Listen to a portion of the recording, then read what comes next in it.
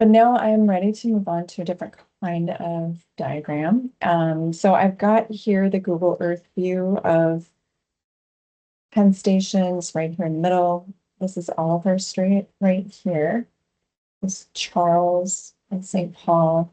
And I think I want my design area to suggest that there's a deck over 83, which runs underneath all of these streets. It sort of snakes underneath.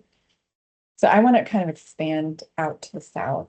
The other thing I noticed about this was that the UB, University of Baltimore Law Center, was not included when I exported the buildings. So I might have to add that in manually later, but I'm not going to worry about it right now.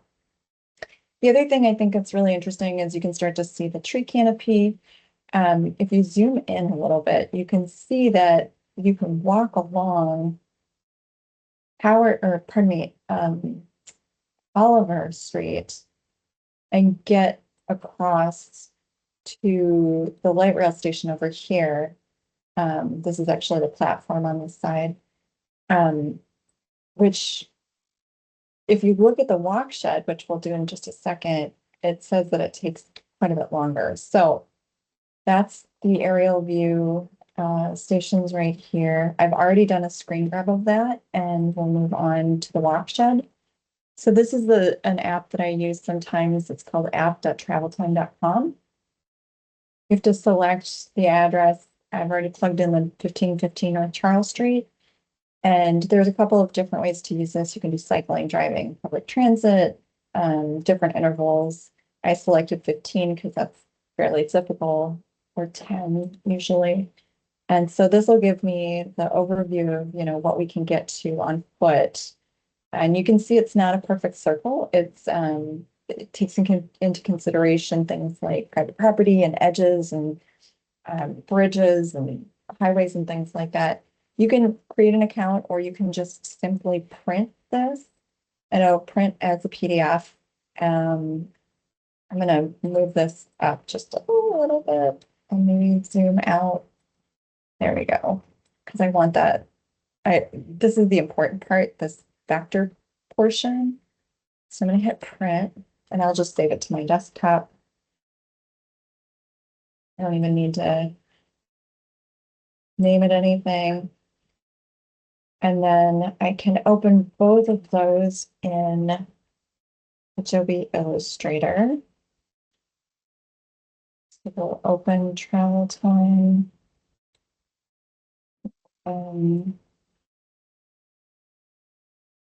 Adobe Illustrator. And I'm simply like on my desktop, right clicking and opening. So now I've got a map to draw on, and I've also got this travel time map. And I think actually really let's do the 10-minute first, or I'm sorry, the 5 minutes, because you can start to see how different this is. I'm going to print this one too.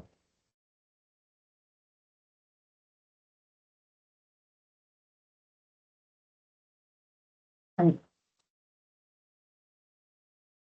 going to call it travel time map 2. Thanks. I don't want to save over the other one. Open, open Illustrator. All right, so now what I can do is I'm going to delete this. I'm using my direct selection tool. You see it's a vector. I don't need all of that. That's kind of cute. I might keep him. But I don't really need this base map yet. I'm going to put it onto a different layer.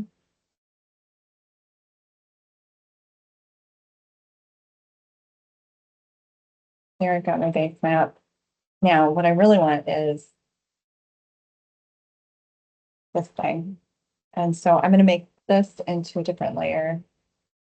I'm just going to pull it right off of this different layer, and then I can delete everything else. But before I do that, I'm going to do the same thing over here that I did that last one. This guy.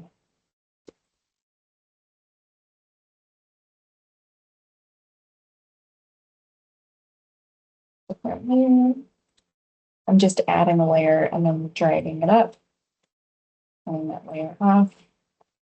This one I will move on to a different layer as well. And then we can copy paste into the layers. I'm going to just delete this altogether because I don't need it. And then let's delete, grab this guy. We'll grab both of these. I'm going to delete this one too. I'm going to do a Command A, grab all of it, and then I'm going to copy, Control C. I'm going to paste it into a new layer on this one. I'm going to paste it in place and see if that does what I need it to do. Turn this on. Now, I'm going to turn this on too. I'm going to turn this off. And I'm going to change the opacity because that'll help me understand if the map changed at all. 60%. Oh, looks like it's just a little bit off. So you can see it looks a little bit fuzzy. I'm going to lock layer 2. I'm going to do all to grab layer 4, and then I'm just going to use the arrow key. Okay. I'm shifting to the right. Okay, so it looks like it's just up and down a little bit. Okay, and that's all I needed to do. Now I can, I was just using the arrow keys to kind of shift around. I'm going to delete this top image. And then I'm going to pull layer 2 down below because that's my base layer, right? Like that's my map layer. And then I can turn on the watershed. Now I have the 10-minute and the 5 minutes. So this is 10 minutes and this is 5 minutes.